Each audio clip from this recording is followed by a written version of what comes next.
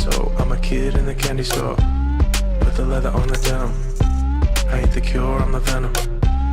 If you wanna find me, find the taillights. Something's coming in, you're gonna wanna take a red eye. It's time to go. It's time to go. Get ready. Get ready. Get ready. Get ready kayo ng get ready dyan. Ayan. Ha? Yung ating last topic noong nakaraang linggo. Ready na si Digong. Ayan mga kabansa, magandang hapon po sa inyong lahat. Gabi doon sa mga nasa kabilang bahagi ng hemisphere. At madaling araw hanggang umaga naman doon sa mga nasa Amerika. No? Anyway, mga kabansa, nandito na naman ang inyong lingkod. Paglinawan, ang Maestro, para sa matindi na namang sesyon ng pag-aaral. No? Pag-aaral. At gusto kong ibalita sa inyo na ito palang programang ito ay must viewing sa mga staffers ng Office of the Secretary ng Foreign Affairs ng ating gobyerno. And hopefully, kayo na rin dyan sa PCO. I-monitor nyo ito para hindi kayo nahuhuli sa katotohanan. Kayo mga taga-Armed Forces of the Philippines, no? Diyan sa staff, kayo mga staff ni Gibobo, Tudoro, lahat kayo monitor nyo para sabay-sabay tayong nagsasanay, nag-iensayo ukol sa pagsasaliksik ng mga relevanteng mga bagay-bagay ukol sa mga pinag-uusapan at mga pangangailangan ng ating bansa. Kaya nga dito ang tawagan natin kabansa. No? Hindi kabayan. No? Kalokohan ho yung kabayan.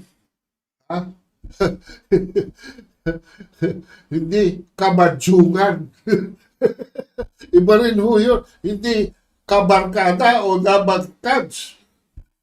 Ito po, kabansa. Ako'y natuwa doon sa matatag curriculum. Parang na-influensyahan ko yata si Epiba Condensing na biglang ang naging title ay hindi makabayan, kundi makabansa. At kayo yan, mga kabansa. Anyway, tayo ngayon ay nasa 5 episodes itong taon na ito. At ang titulo ng ating episode ngayong araw na ito ay Ferdinand Marcos, Unlearning of History. At kung paano mga saboteurs ay hinaharang ang isang presidential quest for peace. Mga kabansa. Diretso na tayo sa unang topic natin. Ito po ang unang pagkakataon na napansin ko na si Ferdinand Marcos Jr. ay nagpapakita ng isang independence sa policy making. At lalo-lalo na sa isang bagay that is involving foreign policy. Aba, mga kabansa, on December 19, 2023, while in Japan, Ferdinand Marcos Jr. called for a paradigm shift in the South China Sea, admitting that the confrontations, mga kabansa, in the disputed waters are heading in a poor direction. Sabi niya, we have to do something what we have not done before. Ito pa, maganda. We have to come up with a new concept, a new principle, a new idea that so that we move, as I say, we move the needle, Ang needle po ay pa ganun eh. So that we move the needle the other way. Imbis na pababa, pataas. Let's move the needle back so that the paradigm shift is something that we have to formulate. Alam nyo, a paradigm shift is not necessarily a new thing. And just as in this case, as we will learn later, it is a return, mga kabansa. It is a return to something that was working before and that was abandoned because of politics. And we are merely returning to that paradigm. Anyway, let's play this video and see what this is all about. Calling for a paradigm shift in Manila's approach in its maritime row with China. President Ferdinand Marcos Jr. spoke to reporters in Tokyo over the weekend. He says a new approach to the dispute is needed as Philippine diplomatic efforts with Beijing are heading in a poor direction. Marcos had told the gathering of ASEAN leaders in Japan a more aggressive China is posing a real challenge in the region. As for Beijing, it warns the Philippines relying on major powers for help in the dispute will only escalate tensions. China has always been committed to maintaining peace and stability in the South China Sea through dialogue and consultations with ASEAN countries, including the Philippines.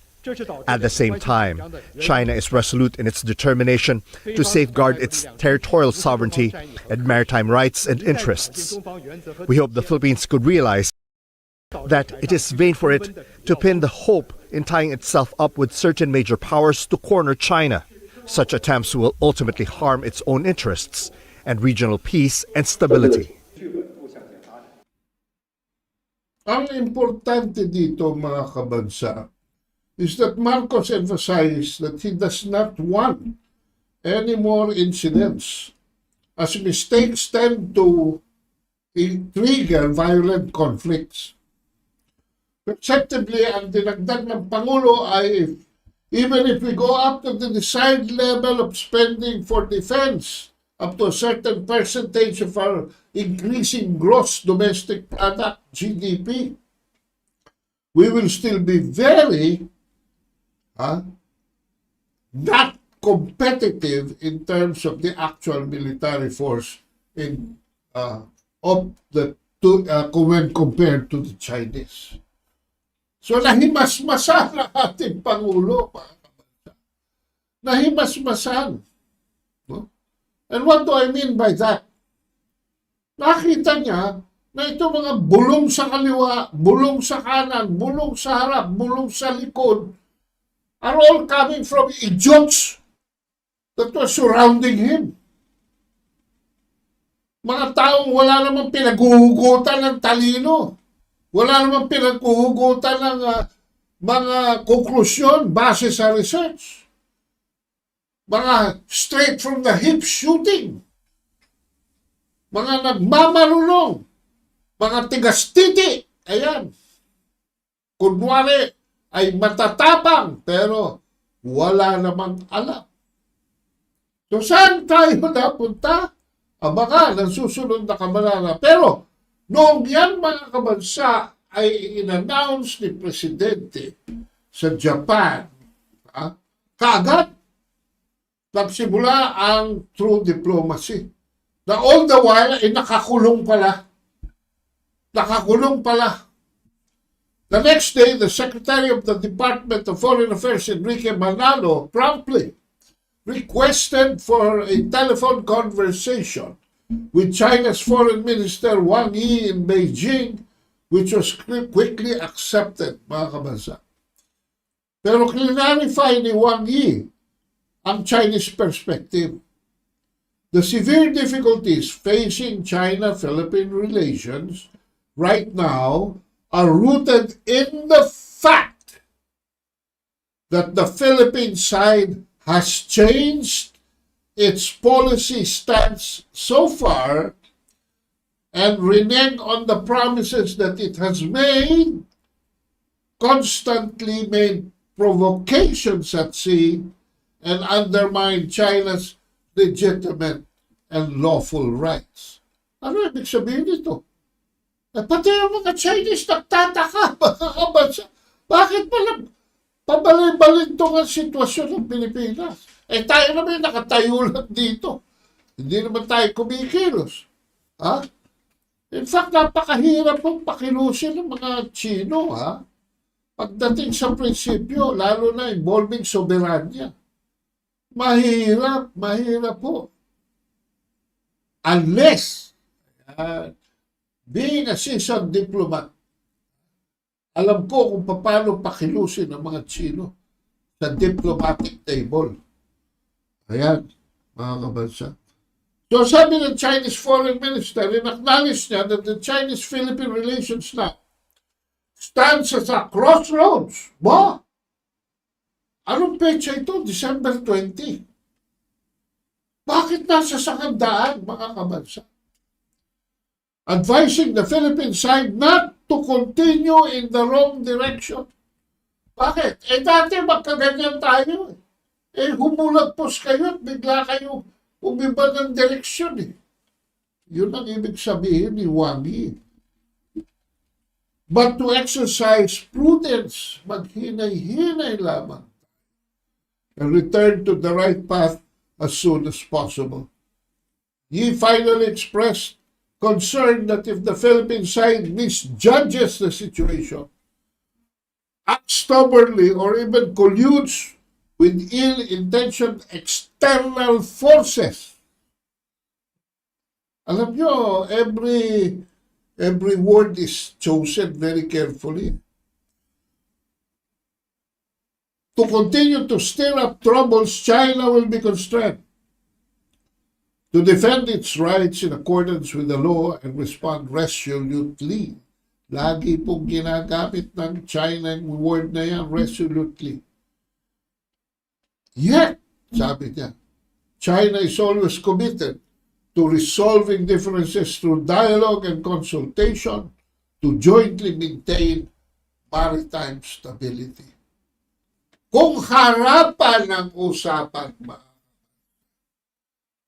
hindi lang mind to mind, hindi lang face to face, kundi heart to heart. Yan, mga kabansa, ang weakness ng mga Chino. Ayaw nila yung mga paganyan-ganyan, tatago kayo sa kung sino-sino mga kakuntsaba, tapos tutuka kayo na gano'n na lang. Hindi pwede yun. At ang response naman ng ating Foreign Affairs Secretary, it's very mature. And the Philippine side is willing to strengthen dialogue to China in good faith, make good use of the role of bilateral communication mechanism. Ayan, mga kabansa. Diyan umalis ang Pilipinas, as we will show later. Bilateral communication mechanism or bilateral consultative mechanism on maritime issues and jointly seek a solution to the issue. In other words, eto na. The two sides agreed to hold a meeting of the bilateral consultation mechanism on the South China Sea at an early date, December 20 also. They were scheduling it to sometime in January and actively create favorable conditions to it. Of course, hindi lahat na yan nasunod dahil nga sa mga i-expose natin later on. Hello, mga kabansa. So, let's have a history read back here, no? Let us, kung we unlearn history, let us now learn what happened. Let us examine what happened. Gumamit tayo ng magnifying glass. At tignan natin kung saan nagkaroon ng pagsaliwat ng direksyon towards a good relationship. Bakit? Dahil hindi po ito talaga failure of diplomacy, but actually an absence of diplomacy. In fact, a distortion. Bakit? Hindi pa very early in January, ang unang ginawa ng ating Pangulo at unang pinaunlakan ng China is the state visit of Ferdinand Marcos Jr. to Beijing, for which China pledged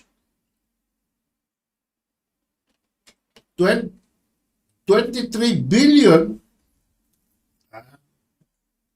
2 billion less lang ng pledge sa kanyang predecessor. In combination of grants, loans, investments, trade, and tourism by President Xi Jinping.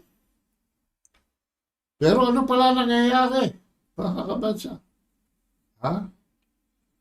Wala pang isang buwan, on February 2, the Secretary of Defense of the U.S., Lloyd Austin, is welcomed to the Philippines by the Department of Defense and announced that 4 additional new bases will be added to the existing Enhanced Defense Cooperation Agreement.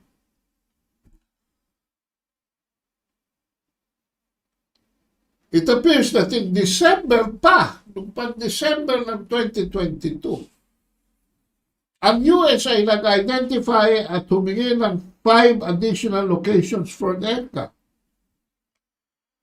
Sa Palawan, Zambales, sa Isabela, 2 sites in Cagayan. Pero inaprubahan lang ng Pilipinas ay 4. 3 facing Taiwan, 1 facing the South China Sea. A move that is likely, alam na nila, sila mismo nag-admit, to infuriate China as it would provide U.S. forces with a well-situated staging ground close to the southern China and Taiwan. Alam nyo ang konsiderasyon, mga kabansa, $82 million lamang. Hindi ko maintindihan kung ano nangyari dito. I'm sure may iba pa mga pinag-usapan dyan, pero sa atin, na mga tagalabas, looking in, 23 billion, pagpapalit mo sa 82 billion. Hindi ba bangag yan? Oo. Kayo na maghusga. Ha? Hindi ba desisyon na isang bangag yan? Lalo na mga kabansa, dahil itong mga base na ito,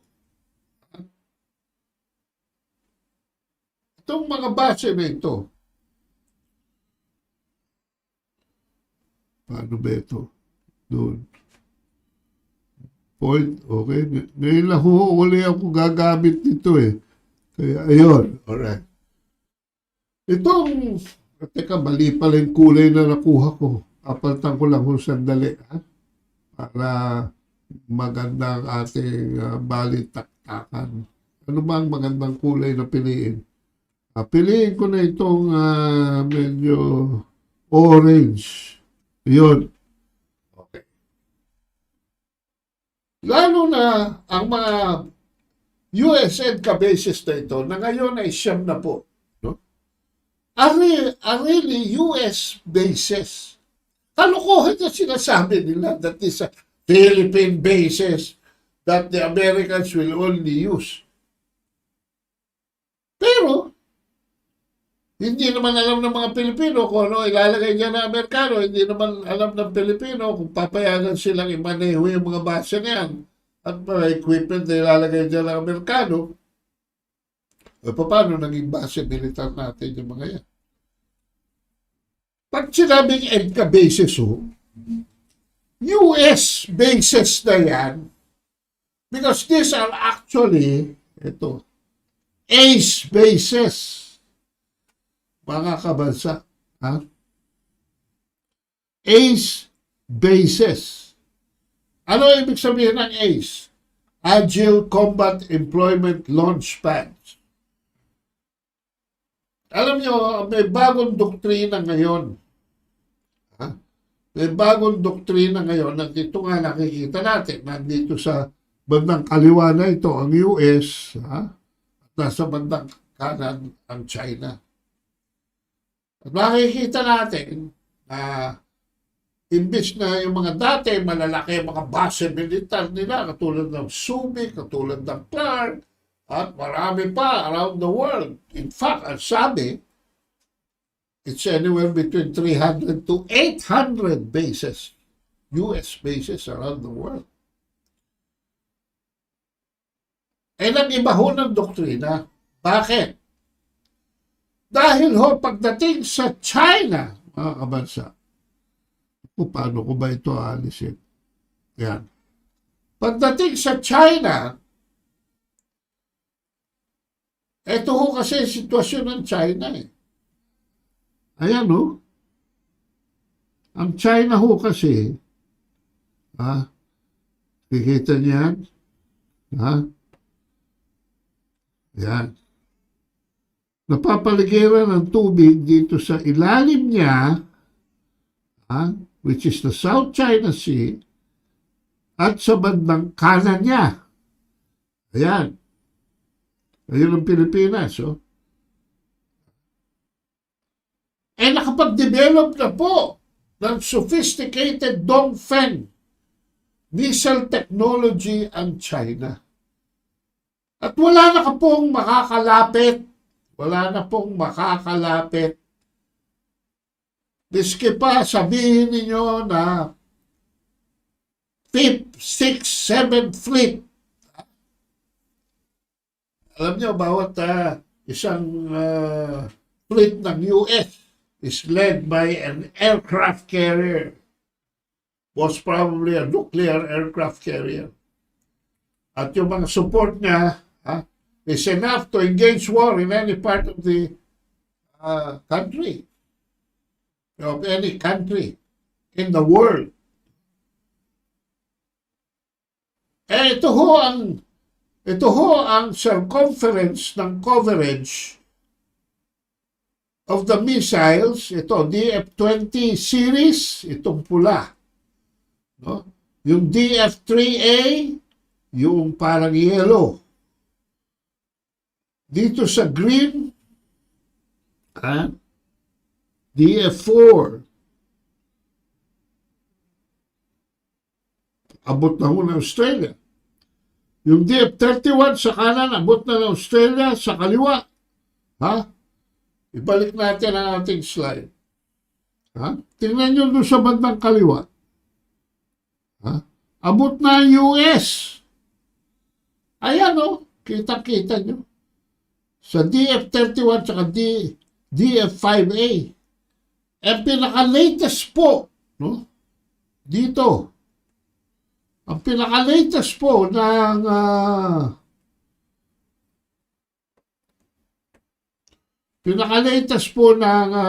ay DF-41. No? That is already capable right now as we speak. Isa lamang, merong 10. Dinidevelop nila to 20 warheads pa.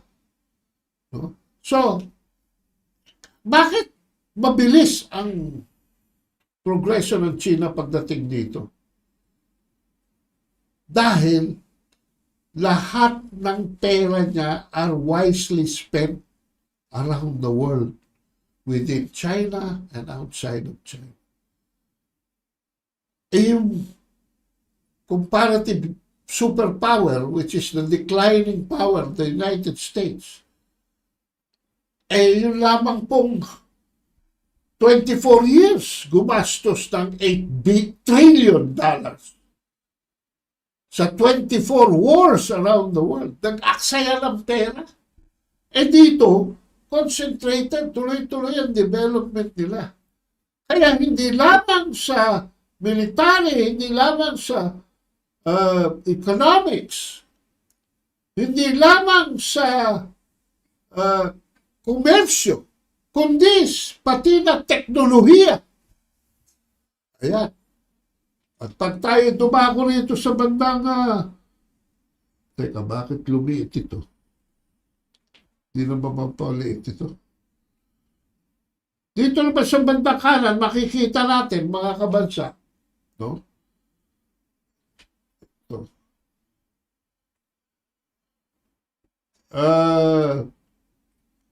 Yung range ng conventional, no? So, nandyan, dito sa bandang to, Taiwan. O, pero mo, meron sila. Kung gusto nila sa, ano ito, Air Base, Republic of Korea, Japan, at dito. Ito naman yung mga missiles. Basa Air Base, Philippines, Spratly Islands. Ha? Nandito tayo sa kategorya rito. Ha? Oh. Singapore, ito. Guam, andun. Hawaii, andun. Oh, pero dito, makikita, ito ho kasi ground-based. Pero yung naval, talagang may projection na siya. Kaya ang Navy po ng China ngayon, ang pinakamalaki na.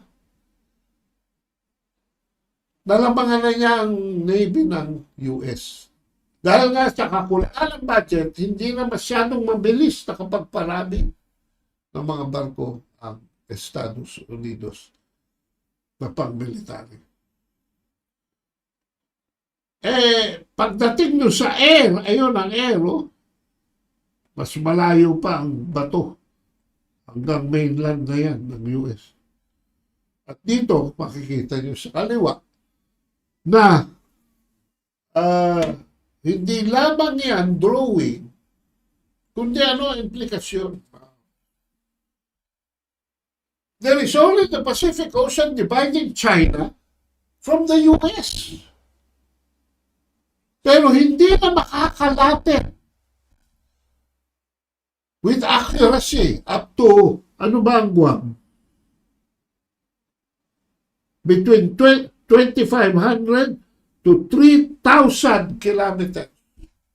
Mga kabansa. Secured na ng, palapit ka pa lang, pwede ka nang tirahin. If there is an imminent threat, palamang na na-sense at na-verify nila, palapit ka pa lamang, pwede ka nang tirahin. Yung nga DF-26, ang tawag nila Guam Killer. At yung kanilang DF-17 are ship killers. So, eto ang US, nandito. Palapit na gano'n. Oh, hindi na makakalapit eh. The Chinese were so intelligent that they want to win a war without even firing a single shot.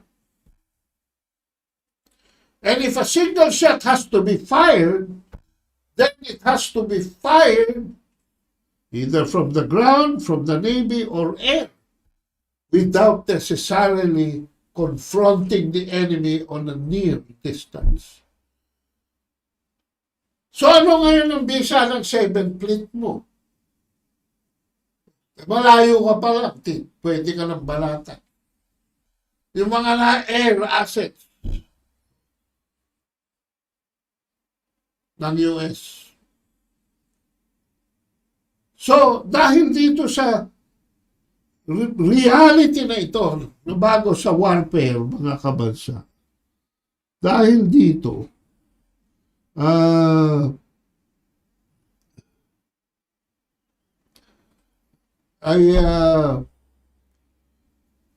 balik tayo dun sa eto, ang bagong doktrina ng Estados Unidos. Can you imagine? Without launching a single aircraft, without launching a single ship, or a single submarine, kaya ka nang padalhan ng kwitis. After all, sino ba nag-invento ng fireworks, mga kabansa? Who invented gunpowder? It was the Chinese. So, ang US naman ngayon, ang sagot, kailangan namin lumapit sa China. At yung aming mga assets, barko, ay maaaring magtago sa likod ng mga EDCA bases na yan. So, hindi na huuso yung mga malalaking bases ngayon. Kaya yan, siyam na maliliit. At kulang pa daw yan. Gusto pa dagdagan. So, marami. At saka nanonotice nyo ba? Requirement nila lagi merong runway, may airstrip. Bakit? Para sa kanilang mga F-22s and F-35. Yan ang kanilang superior aircrafts.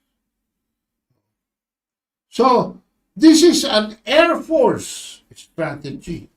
Kung paano yung mga bomba ng Amerikano ay madadala nila, whatever firepower, ay madadala nila palapit. Si Mao Zedong mismo predict na itong sitwasyon na ito Sabi niya, bakit kami nakialam sa Korea? Dahil Korea pwede maging pintuan papasok sa China. Bakit kami nakialam sa Vietnam? Dahil ang Vietnam pwede pintuan papasok sa Ang pang-apat na pintuan ay inaasahan ng Amerikano ay Taiwan. Nanalo nga yung presidente. Sino naman ang prime minister? Sino naman ang speaker of the house? Kumintang na. Hindi na ho TPP. So, even Taiwan is now as a possible launching ground or even as a battleground has become irrelevant. Napakadali na at the very least ay hindi makialam ang Taiwan.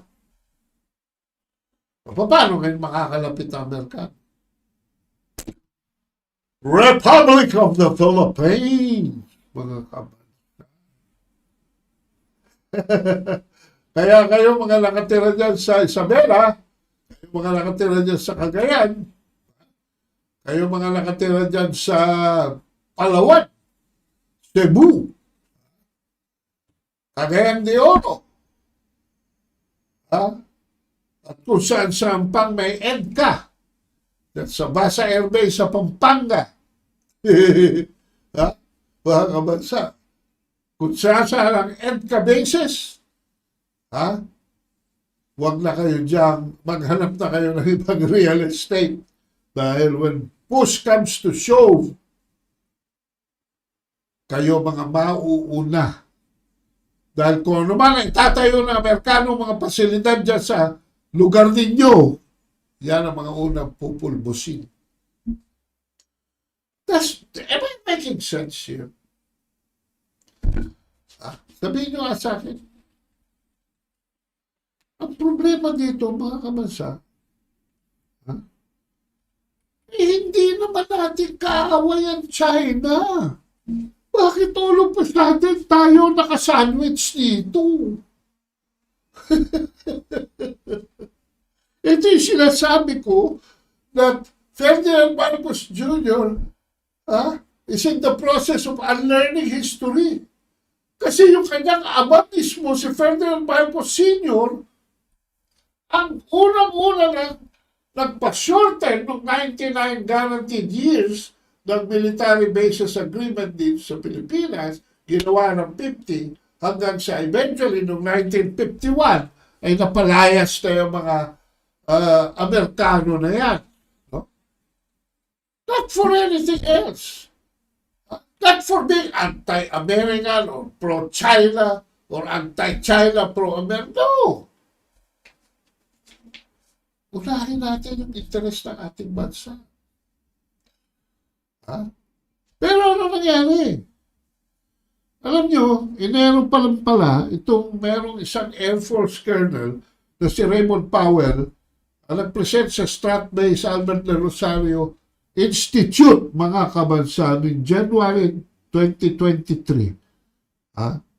Ito pala si Powell, pumasok dito, sponsored by the Stanford University's Gordon Nutt Institute for National Security Innovations, which we later found out to be a cover for the U.S. Naval Institute. This was followed by the naming of Commodore J. Tariela as a new maritime advisor to the PCG, concurrently serving as spokesperson for the West Philippine Sea. Now, I'm not suggesting that there is a conspiracy here, but the coincidence is so suspicious. So, on January 9, the Philippine Coast Guard reported that a Chinese Coast Guard vessel drove away a Filipino fishing boat from the area. Just days. Ito ba yung sinadya? Pinain ba ito mga fishermen na ito? After President Ferdinand Bongbong Marcos went on a state visit to China from January 3 to 5. So habang ang presidente is doing his duty as chief executive of this country, people were running rings around him already.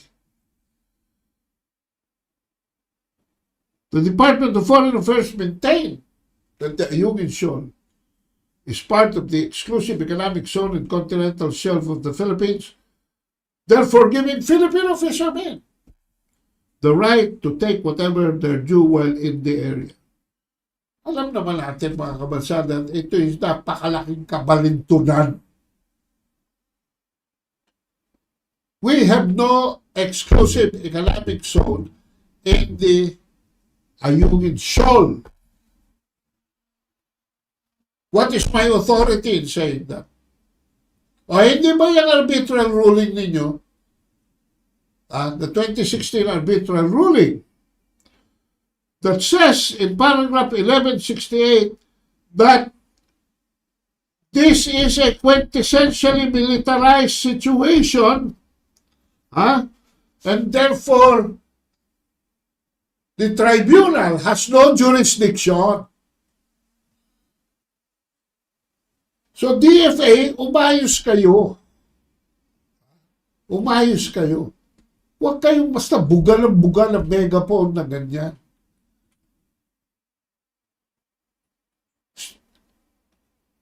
The reality of the ground is that the area is effectively controlled by China.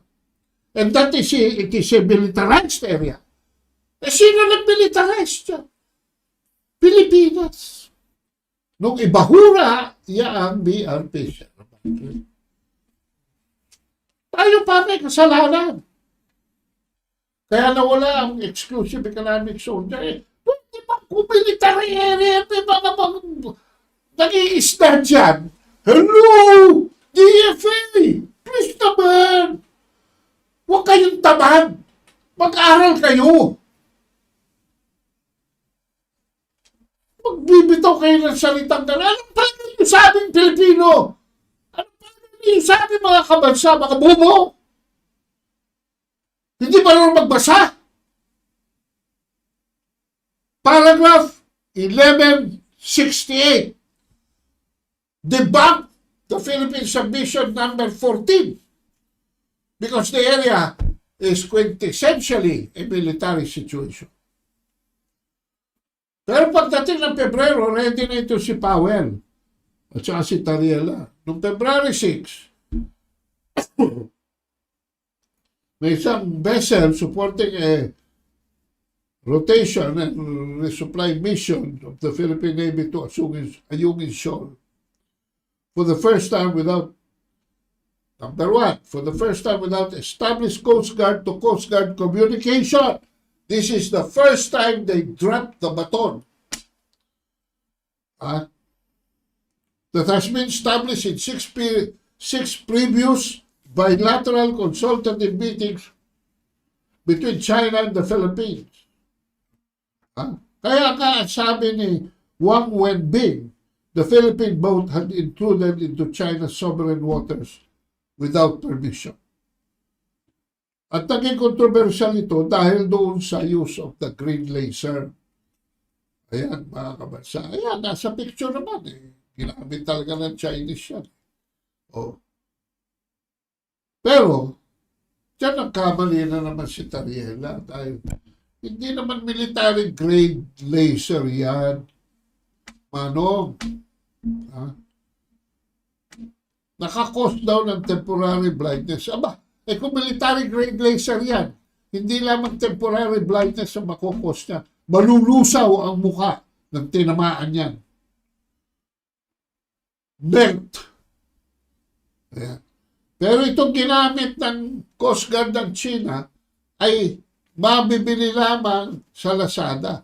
Nakakahiya dahil pinatawag pa ni Bongbong Marcos yung ambassador ng China para sabihin lamang kay Bongbong Marcos, you can get this from Lazada. And hindi lamang yun, mga kabansa. Dito nagbukas ang kabubuhan ng ating Coast Guard, ng ating military. O sadya nilang tinatago that green lasers, called dazzling lasers, are really weapons that are allowed by 5 Geneva Conventions, no? Constituting non-lethal weapons that law enforcement agencies can use. The same thing with water cannons. The same thing with acoustic devices. So nag-overreact si Makoy. At inutusan na niya ang security sector to take over and above the DFA. To shame China through the Project Mushu and heighten the virtuality of an enemy figure. Kailangan ma-create ang enemy figure.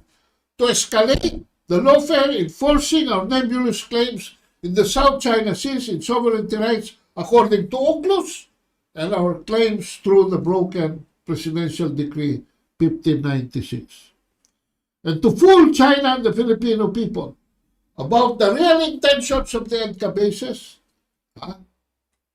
So yan, para maging relevant pa rin ang Mutual Defense Treaty at para ma-justify agile combat employment for a possible attack on China.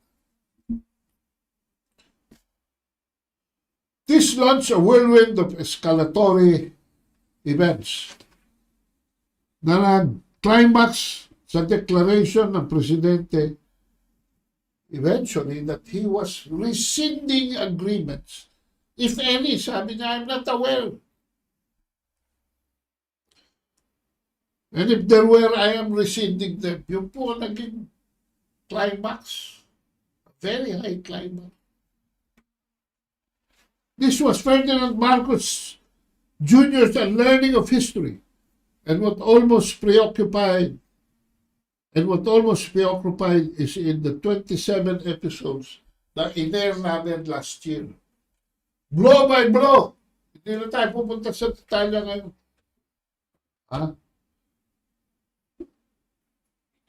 So the accompanying propaganda was one, Chinese were engaged in provocative action, dangerous maneuvers, and aggression, when all they were doing was law enforcement in what they claim and effectively control, yun ang importante, as their sovereign territory. At dito, wala naman dito sa talking points ko, pero inadagdag ko. Pati itong ayungin siyang sinasabi nyo, may exclusive economics. Pero sinasabi nyo that has been declared as a traditional fishing grounds by many nations. Paano magiging exclusive kung maraming nasyon? Di shared. Pero, nakakalimutan ninyo na in 2012, sinuko natin sa China ang effective control ng Scarborough Shoal. Ha? Kung magsasatsat kayo, ingat! Ingat! Ha? Ingat kayo. Ano siya sabi niyo walang karapatan ng China dyan?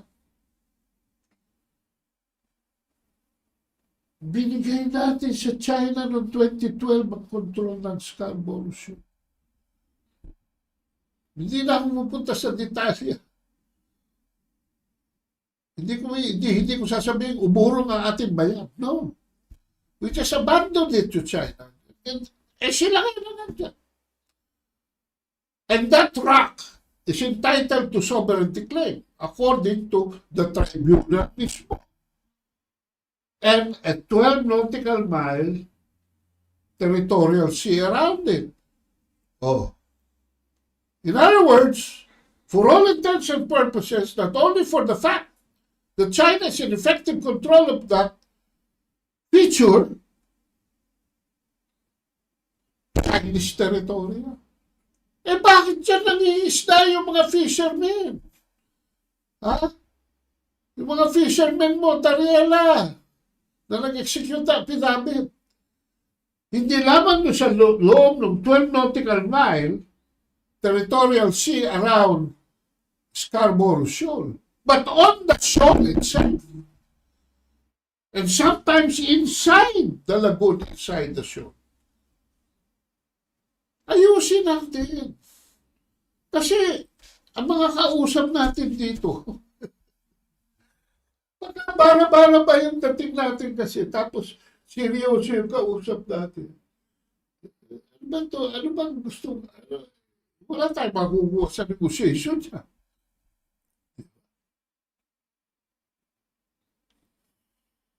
Pero nag-break ng ice dito, mga kabansa, ay si Teresita C. Coson. Naku, the number one businessman in the Philippines. Ilan yung balls ni Coson? 38 yata yun around the Philippines. And 8 outside the country. Sus Mariosep, ito ho yung pamilya ni Henry C. Anong sabi? China is very close to us. We can't be too hostile. I think we need to achieve whatever we want through peaceful negotiations. I think we have to look at our own position. Secure muna lang. Ayan ang businesswoman eh. Kung hindi ka secured, paano na? We don't want to get involved in tensions between the US and China. Yan ang sabi ng Ali. At ako'y naniniwala na yung sovereign statement niya resonated with intensity 10, mga kabansa. Resonated with intensity 10 sa Malacanang. So, nag-agree na noong December 20 to hold a meeting of bilateral consultative mechanism. At inaayos na. Pero habang nangyayari yun, political wannabe, self-proclaimed experts and professional saboteurs have been laying booby traps on President Marcos' road to peace and progress with China.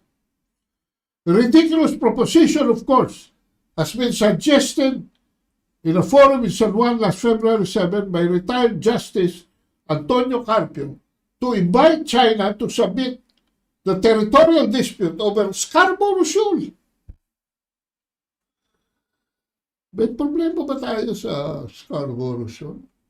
Sinurrender na natin yung area. Bakit may dispute pa? As far as I'm concerned, that dispute is resolved. But he wants it brought through voluntary arbitration by the International Court of Justice, knowing well that even in the PCA arbitration na niluto ninyo, kayo dyan, kasabwat mo yung mga taga Albert de Rosario Institute na yan, hindi nakapubayag at China, papasok nyo na naman siya. Obligahin nyo na naman. talagang nagbabraso na kayo nito. Tapos maglalabas ng desisyon. Carpio, di ikaw mag-enforce ng desisyon. At nirekomenda pa ng Vietnam, Malaysia, sumali. Sir, ang ICJ is busy with the Israeli genocide in Gaza. You may have to look for other sources of attorney's fees through your patrons in the strat-based ADRI or CSIS ng Washington, D.C. na mga ninong ninyo.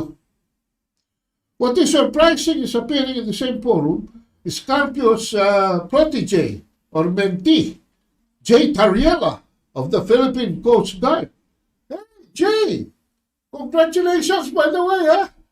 Oh, meron kang, Adenauer Award. Ha? Talaga naman, ha? Paborito ka na ngayon ng NATO. Ha? Konrad Adenauer Award. Di ba Germany yun? Oh, anyway, ibinasura na ho niya yung partner niya. Ha? Parang ibinasura na niya yung partner niya si Raymond Powell at yung Project Museum. At inadmit na ito ay utter failure. Ano sabi niya? The Commodore emphasized that their transparency efforts, yun yung Project Museum, to raise public awareness of China's illegal actions were not enough to induce behavioral change in the disputed waters. Excuse me lang. Siguro, imbis na inom-inom kayo ng kapit na guntahan, yung mainit na kape, binuhos sa ulo nyo, baka na himas-masam pa kayo. Ang Philippine Navy naman wants joint patrols with foreign countries. Ito naman si Browner wants to militarize the Batanes Islands. Ha? Ito naman si Gibo Teodoro wants to organize the fishermen eventually into a militia. But the most ridiculous at this point in time, when we are still battered by runaway inflation, with 2 million of our population added to our poverty line, is Richard Haydaryan's article in the Asia Times, attributing a line from one Colonel Michel Lohico, which he claims to be a top AFP strategist. I hope Lohico to sinabi mo. We are not satisfied with deterrence capability alone. We need to elevate ourselves into a world-class armed forces. Develop our conventional and asymmetric ito mga salta binibitawan nyo. Military capabilities as it prepares for multiple contingencies in the region vis-a-vis China, including South China Sea and Taiwan.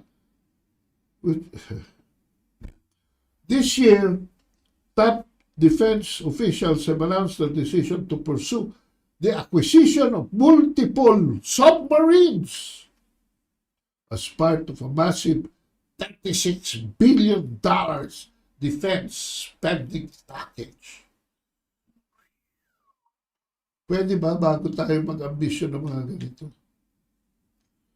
Ayan sa Davao, daming namatay. Landslide. Marami nawala ng trabaho. Nawala ng bahay. Hindi ba skandalo itong ginagawa mo, Richard Haydaryan? Talaga mag-reporter ka ng Asia Times, oh. Masyado yatang lofty yung mga vision mo for the country. Paano na si Juan de la Cruz? Paano na yung inflation? Ay, naku. Anyway, magbasa tayo ng because we have so short a time. Magbasa tayo. Alright. RJ Abellana, mabuhay. Osman Mohammed Zin present, Bederio Candido Celito mabuhay po from Riyadh. Rosary around the world, watching from California, USA. Administration destroying the Philippines. It's silent martial law. Dictatorship now. They need to act now. They will not listen. What are you waiting for? Sinong you? ICC, International Central Committee of NPA. Obviously, ICC is a branch of CPP, NPA, NDF. Cannot trust Marcos, Araneta, Romualdez, and Cronies oligarch. It ends with the father. Ay, pinasama mo ang loob ko dyan. I'm still hoping na makakaraos pa itong anak. Baka hindi itong anak na ito. Mga kapansa, baka yung sister. Bibian Juan, good doon, Tado at sa lahat. Good afternoon, Tado. God bless. Elven Celebran. That's from Johnny Maglista. Good luck daw, sabi ni Elven. Wala kasing pagkakaisa kahit kailan. Di naman talaga kalaban ang China. But even if wala pang EDCA China, already did their gumalaw lang China. Tama po yan. Ito, hindi ko malaman yung character. Good afternoon, Serrano. Well, man, kami ang mauuna. Susunod naman kayo. Uy! Sino to? Alex, ang totoong military grade laser ng China kaya sumunog ng tatabaan. Oh, hindi ba nasa ano yun? Sa TikTok, pinababagsak yung mga branches na matataba. Alex, ang totoo, Fidel Avestruz, kaya Alex mo yun. Shout out! Grace Dorgard, sama-sama, maging milyonaryo! Ay, naku mga kamansa, huwag nyo naman kalilimutan, habang tayo ay nag-aaral, ay kumuha kayo ng kopya ng aking bestseller ko bago, and discover why the amended economic provisions of the Constitution, the country will remain to be last in the list of foreign investors. This expresses the economic and political sabotage of the country's energy sector and why we are paying one of the highest cost of electricity in the world. Ayan, may sale po, mga kabasa, ito ating libro, 999, saka NCR, sa probinsya, 1099. Diferensya lamang po niyan ay nasa Koryo, nasa courier, no? Free delivery within the Philippines sa mga presyong yan. Just text 0917-336-4366. Kanina, dami kong dalang libro. Punta sa JRS, bakit masira? Sarado kahapon, sarado ngayon. Kahapon pala, Chinese New Year. Ay, naku, mga bansa. So, wag tandaan lang ang numero, mga bansa. 0917-336-4366. At ang ating panghuli, parting shot. We must stop this buffoonery of making our armed forces modernization with the real intentions of the U.S. Agile Combat Employment and recently its intermediate force capabilities to use as staging grounds against their perceived enemy, in this case, China.